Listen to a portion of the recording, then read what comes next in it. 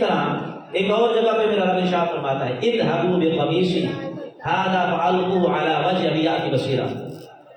یہ حضرت یعقوب علیہ السلام کا واقعہ ہے کہ جب حضرت یوسف علیہ السلام باپ سے جدا ہو گئے، پتہ چلا کہ بھائیوں نے مار دیا ہے، کنویں میں ڈال دیا ہے، بیچ دیا ہے، باپ سے بیٹے کو بھائی نے جدا کر دیا حضرت یوسف علیہ السلام۔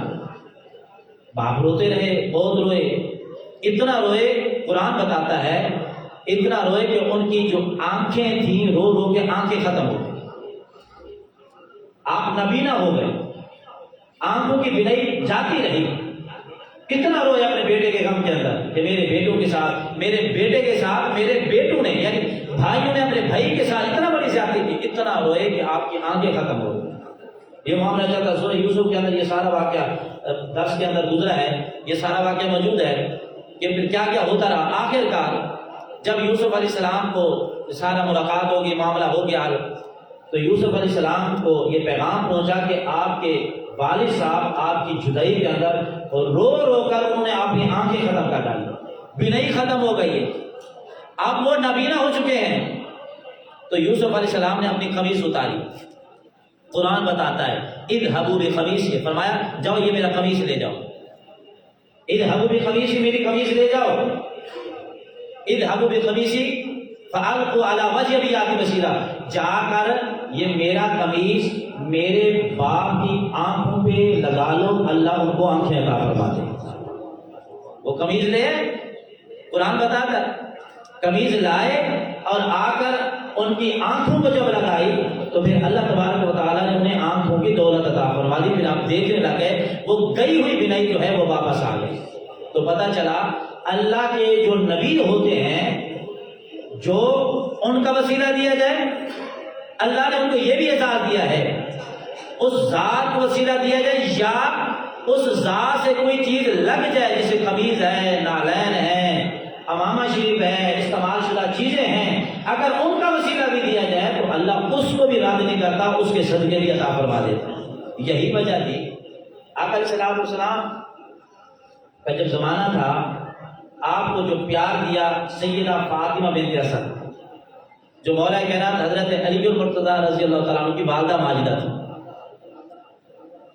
حضور فرماتے ہیں میری والدہ تو بچپن کے اندر وفات پا گئی، حضور فرماتے ہیں کہ مجھے ماؤں جیسا اگر پیار دیا تو فاطمہ بنت اسد دی ہے۔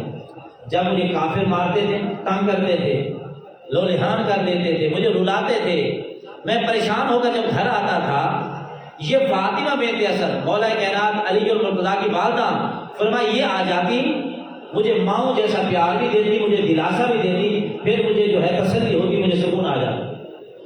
جب ان کی وفات ہوئی حضرت فاطمہ بنت اسد رضی اللہ تعالیٰ عنہ، آقا علیہ السلام نے ان کو جو کفن پہنایا گیا، آقا علیہ السلام نے اپنا قمیص مبارک عطا فرمایا، فرمایا ان کو کفن کے اندر دو۔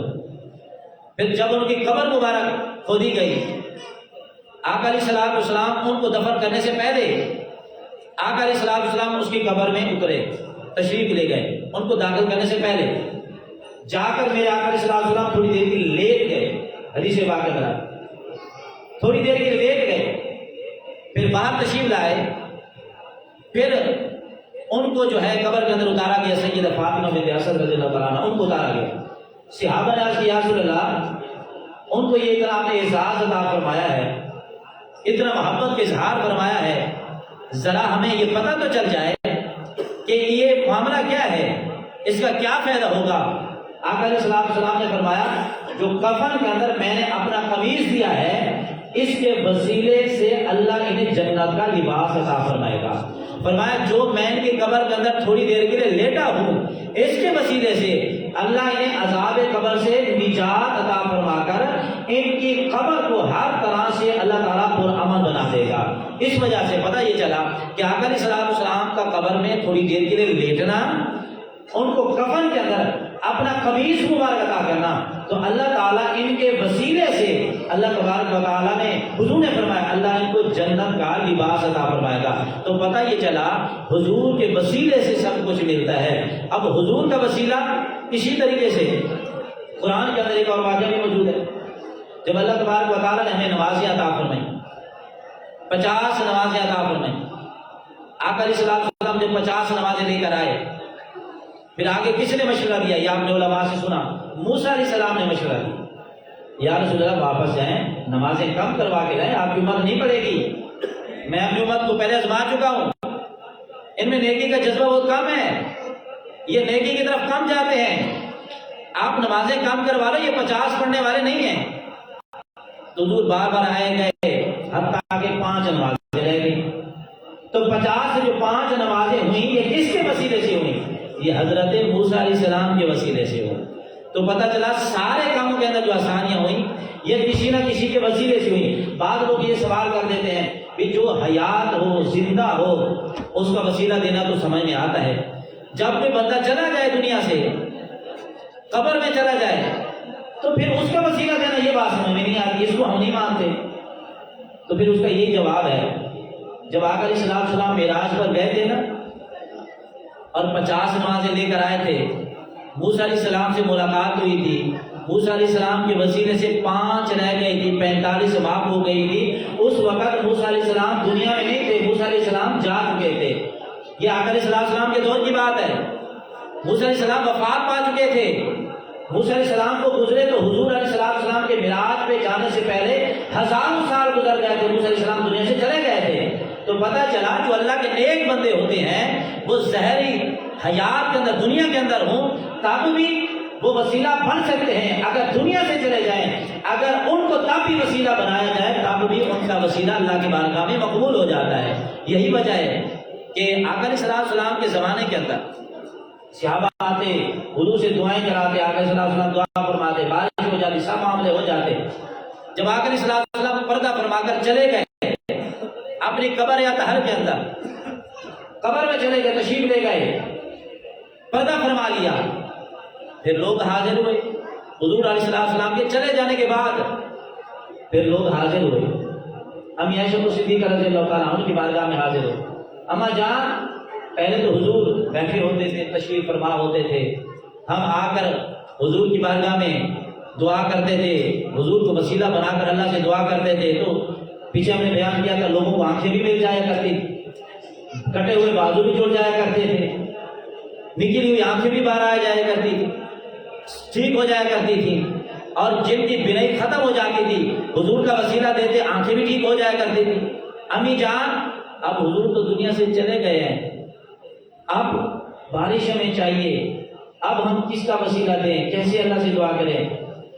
حدیث پاک میں آتے ہیں، اما عائشہ صدیقہ رضی اللہ تعالیٰ عنہ، آپ نے ان صحابہ سے فرمایا، حضور دنیا سے چلے گئے ہیں نا، تو آپ ایسا کرو، جاؤ حضور کا جو روضہ ہے، اوپر سے روضہ، وہاں سے راستہ نکالو، وہاں سے سراغ کرو، ایک کھڑکی نکالو، اور آسمان اور قبر بیچ میں کوئی واسطہ نہ ہو، صاف کر دو۔ فرمایا یہ کھڑکی نکال کر تاکہ آسمان وہاں سے نظر آ جائے، پھر دعا کرو، اللہ بارش عطا فرمائے گا۔ صحابہ نے اوپر سے کھڑکی نکالی، پھر جب اللہ سے دعا کی حضور کا وسیلہ دے کر، پھر اسی وقت بارش برسنا شروع ہو گئی۔ صحابہ فرماتے اتنا بارش برسی کہ جو قحط ساری پڑا تھا، سب کی ضرورتیں بھی پوری ہو گئی، اس کے بعد گھاس بھی ہوئی، سب کچھ ہوا، جانوروں کو بھی پانی میسر ہوا، اور سب کی ضرورتیں پوری ہو گئی۔ اللہ تعالیٰ کی بارگاہ میں جب وسیلہ دیا گیا، یہ وسیلہ تو حضور کے جانے کے بعد ہی پیش کیا گیا، تو پتہ یہ چلا کہ نیک لوگوں کا وسیلہ وہ ظاہری حیات کے اندر ہوں۔ پچھلے جمعے میں نے یہ آیت پڑھی بھی تھی، میں نے بتایا تھا کہ جو اللہ کے نیک بندے ہوتے ہیں، رب نے خود بیان فرمایا، نبی ہوں، ولی ہوں، قطب، ابدال، غوث، کوئی بھی ہوں، اللہ نے خود بیان فرمایا سوا محیاہم و مماتہم سما یعلمون، یہ جو میرے نیک بندے ہیں نا، فرمایا سوا محیاہم و مماتہم، ان کی زندگی اور ان کی موت دونوں برابر ہوتے ہیں، فرمایا برابر ہوتے ہیں۔ جس طرح یہ زندگی کے اندر بیٹھے ہوئے ہیں، تم ان کے پاس آؤ، اگر تمہاری حاجت پوری کروا سکتے اللہ سے، اگر یہ چلے گئے ہیں پھر بھی آ جاؤ، تب بھی اللہ سے تمہاری حاجت کو پورا کروا سکتے۔ یہی وجہ تھی، ایک اعرابی حضور کی بارگاہ میں آئے، آ کر حضور کے روضہ اقدس پہ کھڑے ہو کر رونے لگے، عرض کرنے لگے، یا رسول اللہ، اللہ کا حکم ہے جب گناہ کر لو میرے محبوب کی بارگاہ میں آ جاؤ، میرے محبوب کو وسیلہ بنا کر مجھ سے دعا کرو، میرا محبوب سفارش کر دے گا، میں تو تمہارے گناہ معاف کر دوں گا۔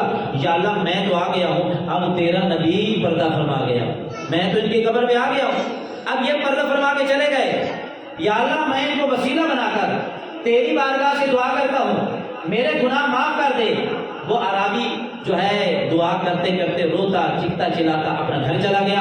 اب رات ہوئی, وہاں امام اتبی امام عینی یہ دو امام حضور کے روز اقدس میں بیٹھتے تھے, آنے والے لوگوں کو مسائل بتایا کرتے تھے. جب رات ہوئی میرے مصطفیٰ نے انہیں دیدار کروایا. دیدار کروانے کے بعد فرمایا یہ راستہ ہے, ایسے ایسے چلے جاؤ, عرابی کا گھر فلان جگہ پر ہے, جا کر اس کو خوشخبری دے کر آؤ, میری بارگاہ میں تو آیا ہے, آ کر میرا وسیلہ دے کر تو نے اللہ سے دعا کی ہے, اللہ کی طرف سے پیغام آ گیا ہے, اللہ نے تیرے سارے گناہوں کو معاف فرما دیا. تو پتہ یہ چلا حضور کے جانے کے بعد بھی اگر حضور کا وسیلہ دیا جائے, حضور کے جانے کے بعد وسیلہ دیا جائے تب بھی رد نہیں ہوتا. اگر حضور کے آنے سے پہلے بنی اسرائیل کے لوگ, جیسے میں نے پہلے بتایا, حضور کے پیدا ہونے سے پہلے حضور کا وسیلہ دیا جاتا تھا. آدم علیہ السلام سے جب گناہ ہو گیا, خطا ہوئی, وہ ظاہری خطا ہوئی, تو آپ نے کس کا وسیلہ دیا؟ آقا علیہ السلام کا وسیلہ دیا. ابھی حضور تو دنیا میں نہیں آئے تھے, آدم علیہ السلام پیدا ہوئے تھے. تو آدم علیہ السلام کو اللہ نے فرمایا تمہیں کیسے پتا چلا؟ عرض کی باری تعالیٰ میں نے یہ دیکھا آسمان پر تیرے نام کے ساتھ یہ نام لکھا ہوا ہے, میں سمجھ گیا یہ نام کوئی عام نہیں ہو سکتا, اسی لیے میں نے ان کا وسیلہ دیا. جب آپ نے حضور کا وسیلہ دیا تو اللہ نے ان کی توبہ کو قبول فرما لیا. حضور کے پیدا ہونے سے پہلے بھی, پیدا ہونے سے پہلے حضور کا وسیلہ دے کر دعائیں مانگی جاتی تھی. حضور کے پیدا ہونے کے بعد حضور کا وسیلہ دے کر اللہ کی بارگاہ سے دعائیں مانگا جایا کرتی تھی. حضور کے پردہ فرما جانے کے بعد بھی اللہ سے حضور کا وسیلہ دے کر دعائیں مانگا جایا کرتی تھی. اللہ ان دعا کو رد نہیں فرماتا بلکہ قبول فرما دیتا تھا. اب مختصر کرنے لگا ہوں. حضرت زکریا علیہ السلام اللہ کے نبی ہیں, قرآن میں موجود ہے, ہنالک دعا زکریا ربہ. مریم علیہ السلام اللہ کی ولیہ ہیں, ولی کی بارگاہ میں کھڑے ہو کر ایک نبی دعا کر رہا ہے. نبی چاہتا تو یوں بھی کہہ سکتا تھا یا اللہ میں تیرا نبی ہوں, جو میرا تیرا تعلق ہے وہ ولی کا تیرے ساتھ تعلق نہیں ہے, یا اللہ میرا مرتبہ بڑا ہے, وہ بے شک بڑا ہے, نبی کا مرتبہ بڑا ہے, ولی کا کام ہے. نبی ولی کی بارگاہ میں کھڑے ہو کر دعا کر رہا ہے یا اللہ مجھے ان کے صدقے اولاد عطا فرما. اللہ نے اولاد بھی عطا فرمائی. یہ نہیں بیان فرمایا کہ تو ولی کی بارگاہ میں کھڑا ہو کر ان کا وسیلہ دیتا, تو نبی ہے مجھے ڈائریکٹ مانگ. یہ امت کو تعلیم دینا مقصود تھا تاکہ لوگوں کو پتہ چل جائے ولیوں کی بارگاہ میں جانا یہ انبیاء کی سنت ہے. حضور نے اس لیے بھیجا تھا, حضرت اویس کرنی کے پاس صحابہ کو بھیجا تھا. اویس کرنی صحابی نہیں ہے, صحابی کا درجہ بڑا ہے, نبی کے بعد درجہ صحابی کا ہے, اس کے بعد جو ہے تابعی کا ہے. حضور نے صحابہ کو بھیجا ولی کے پاس, جاؤ اس سے کہو میری امت کے لیے دعا کرے, اللہ اس کے وسیلے سے میری امت کے بے شمار لوگوں کی بخشش فرمائے گا. حضور چاہتے تو صحابہ کو فرما سکتے تھے ابو بکر تم دعا کرو تیرے وسیلے سے میری امت کی بخشش ہوگی, عمر تم دعا کرو. ان کو نہیں فرمایا, فرمایا جاؤ اس کو کہو.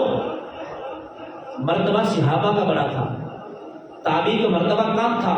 بڑے مرتبے والے کو چھوٹے مرتبے والے کے پاس بھیج کر دراصل امت کو بتانا مقصود تھا کہ ولیوں کے پاس جا کر دعا کے لیے کہنا, وسیلہ دینا, دعا کرنا یہ صحابہ کی بھی سنت ہے, انبیاء کی بھی سنت ہے. یہ شرک و بدعت نہیں. ہاں اگر وہ جا کر سجدہ کرے گا یہ شرک ہے, لیکن اگر جا کر اللہ کے ولی کی بارگاہ میں, نبی کی بارگاہ میں یوں دعا کرتے ہو یا اللہ میری یہ حاجت ہے, میں گناہوں کی معافی کا طلبگار ہوں, میری یہ ضرورت ہے, میں یہ چاہتا ہوں مجھے یہ مل جائے, ان نیک لوگوں کے صدقے میں مل جائے, اگر وسیلہ دیا جائے تو یہ جائز ہے, یہ شرک و بدعت نہیں ہے. قرآن میں بھی موجود ہے, بہت ساری اس کے اوپر حدیثیں, میں کافی حدیثوں کا مطالعہ کر کے آیا ہوں, بہت ساری حدیثیں اس بات پہ گواہی دیتی ہیں کہ نیک لوگوں کا وسیلہ دے کر اللہ سے دعا مانگی جائے تو وہ دعا رد نہیں بلکہ قبول ہو جاتی ہے. اللہ کا نام سب کی حاضر